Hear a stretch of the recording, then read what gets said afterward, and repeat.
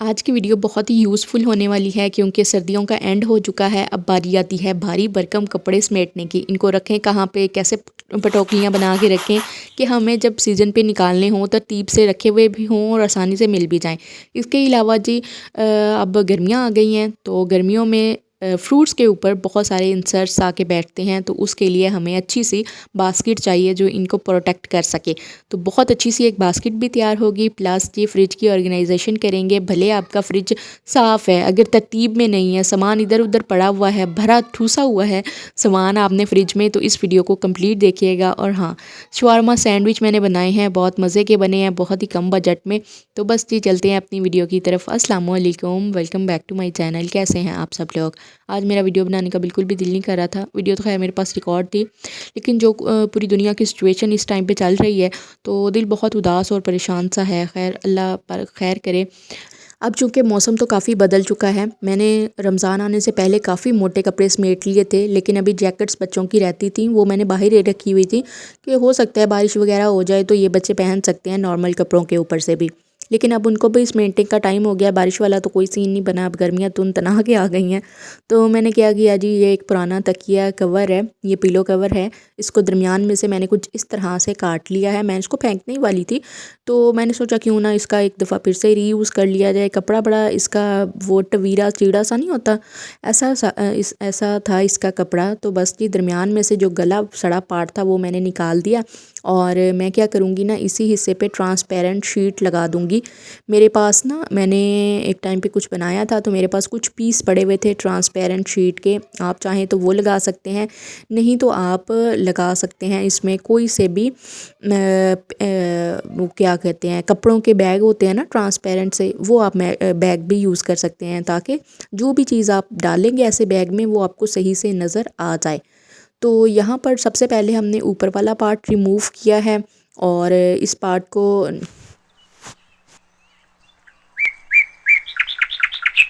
जो हमने transparent sheet ली थी उसको अच्छे से यहाँ पे सेट कर लेंगे। अब आप चाहें तो ग्लू गन का यूज़ करते हुए इसको ग्लू के साथ भी चिपका सकते हैं शॉपर, और कपड़ा बहुत अच्छे से चिपक जाएगा, वो नहीं उतरेगा। अगर ग्लू गन नहीं है तो आप सिलाई भी लगा सकते हैं शॉपर के ऊपर, सिलाई भी बहुत आसानी से लग जाती है, लेकिन यह है कि मज़बूत हो जाएगा आपके कपड़ों के, मतलब पेटी में भी रखते हैं, दबाव भी आ जाए तो अच्छा ये सह जाएगा, इसमें अच्छी खासी चीज़ें भी आ जाएंगी आपकी। तो यहाँ पर हमने जी इसके नाप का बिल्कुल काट लिया है। अब क्या करेंगे जी, इसको मैं सिलाई लगा लूँगी। मुझे सिलाई वाला ऑप्शन ज़्यादा बेस्ट लगा, क्योंकि अगर कपड़े हम बहुत अच्छे खासे इसमें भर लें तो ये ना हो ये ग्लू में स्टिक हुआ हो तो निकल जाए वहाँ से ग्लू। तो यहाँ पे हमने क्या करना है, जो किनारी है उसको थोड़ा सा अंदर से अंदर की तरफ फोल्ड करना है। शॉपर को अंदर वाली साइड पर रखा, कपड़े की किनारी को थोड़ा थोड़ा फोल्ड किया ताकि एजेस वगैरह नीट रहें, और बस जी सुई में डाला धागा और हमने अच्छे से सिलाई लगा लेनी है।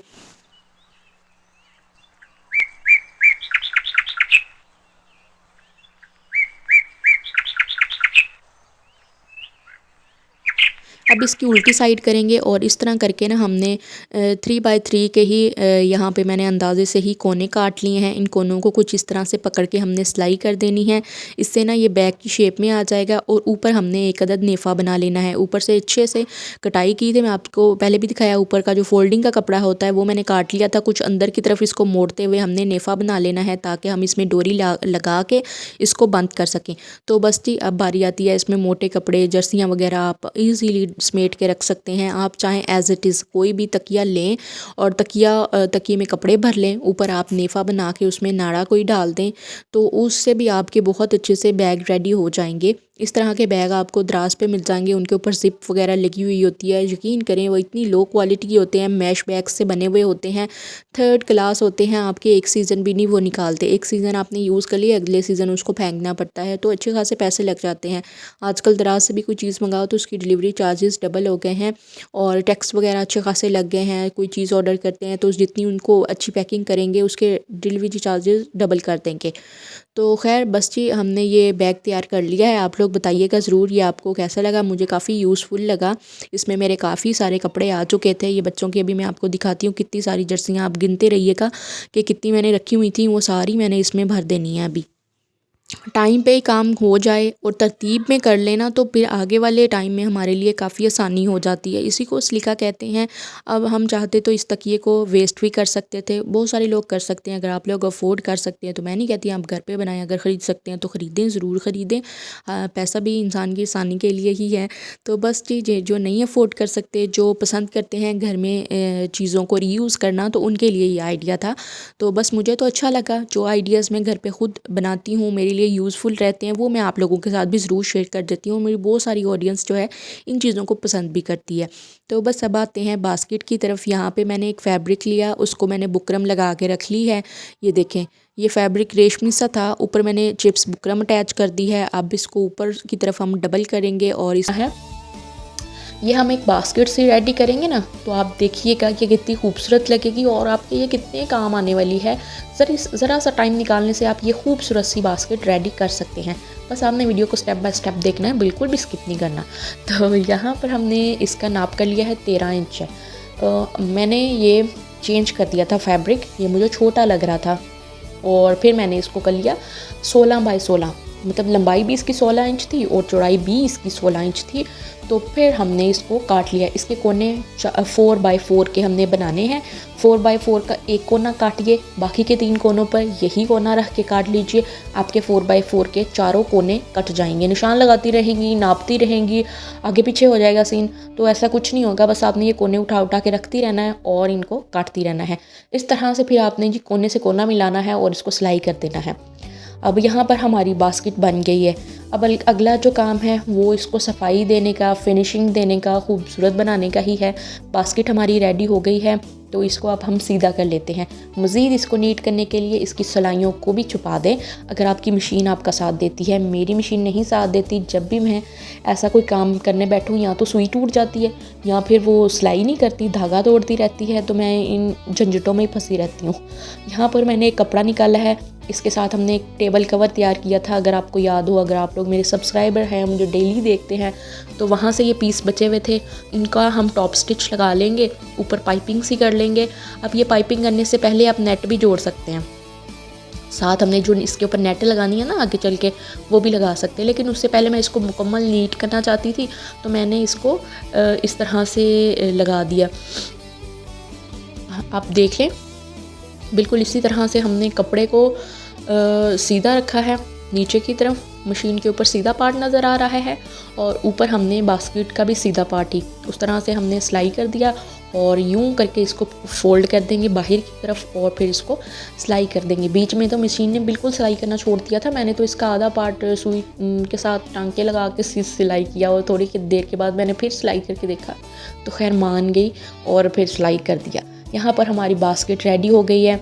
अब जी हमने नेट यूज़ किया है, जो वो नेट भी मेरे पास पड़ी थी। मेरी बेटी की कपड़े की पैकिंग थी, उसका एक ड्रेस था, वो इसमें पैक था, तो तब से ये मैंने नेट संभाल के रखी हुई है।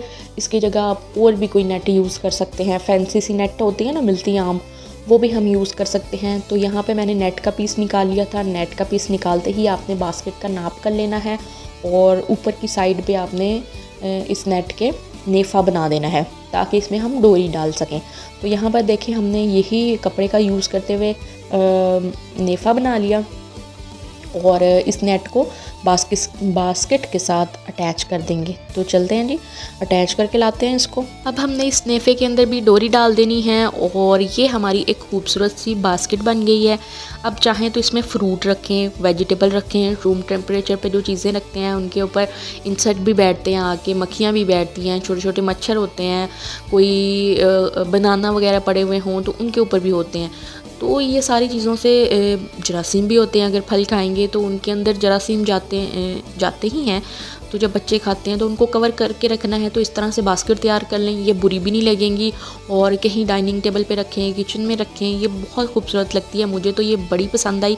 अब मैंने ना इसके अंदर ये बास्केट डाल दी और ये मैंने फ्रूट भी डाल दिए इसके अंदर। अभी फ्रूट ख़त्म था तो कुछ इस तरह से ये जी कुछ पुराने लग रहे हैं, 1-2 दिन पुराने हैं केले।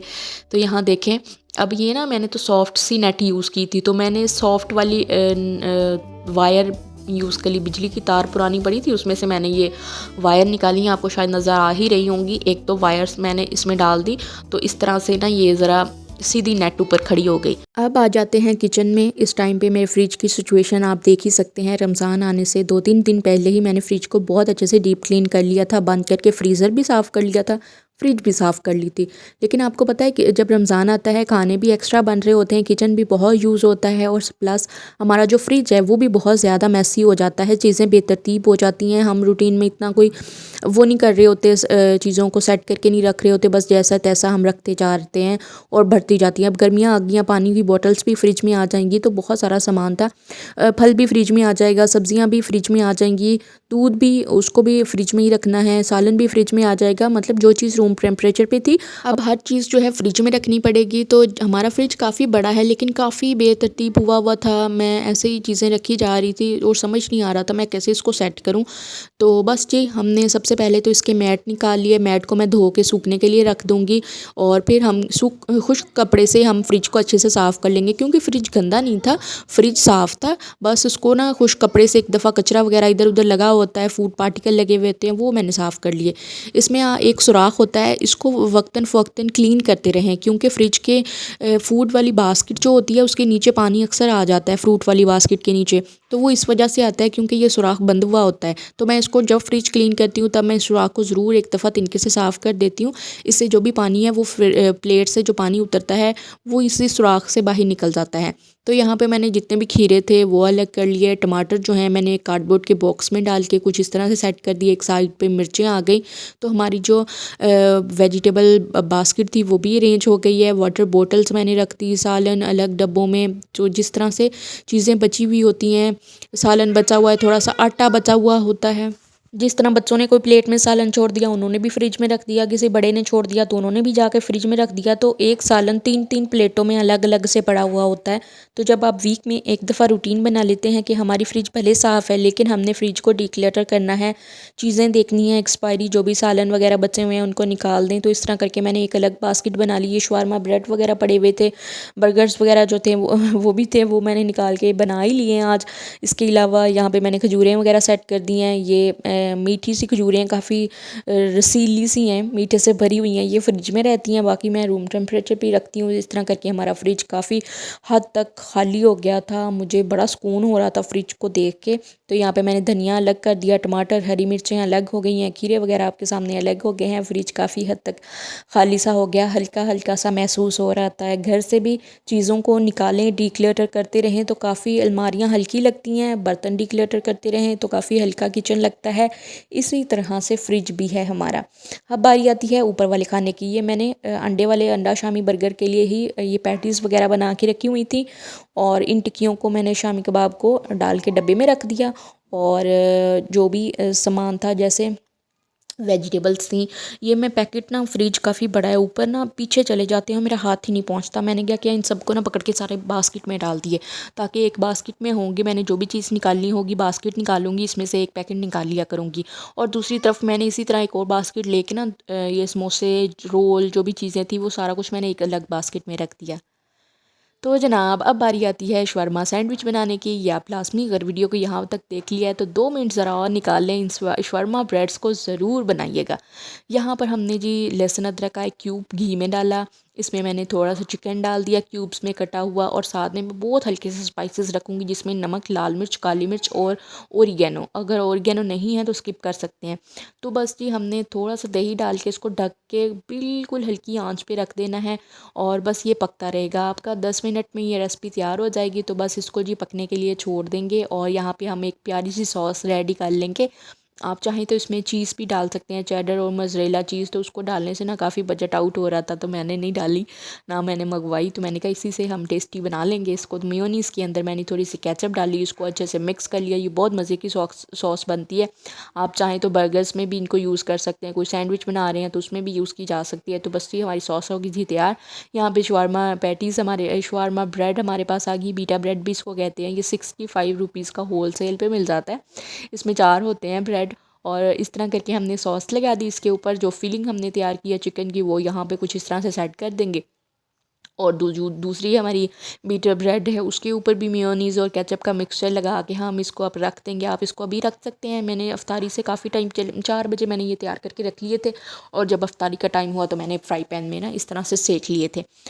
तो यकीन करें इतना टेस्टी, बहुत मज़े के ये सैंडविच लाइट से थे, बच्चों ने बहुत खुश होकर खाए। बड़े तो सब कुछ खा ही लेते हैं, लेकिन जो बच्चे होते हैं उनको स्पाइसी चीज़ें नहीं पसंद आती, तो बच्चों के लिए लाइट रखने के लिए मैंने बहुत कम से लाइट से स्पाइसेस ऐड किए, तो मेंटेन कर दिया उसमें गार्लिक केचप ने।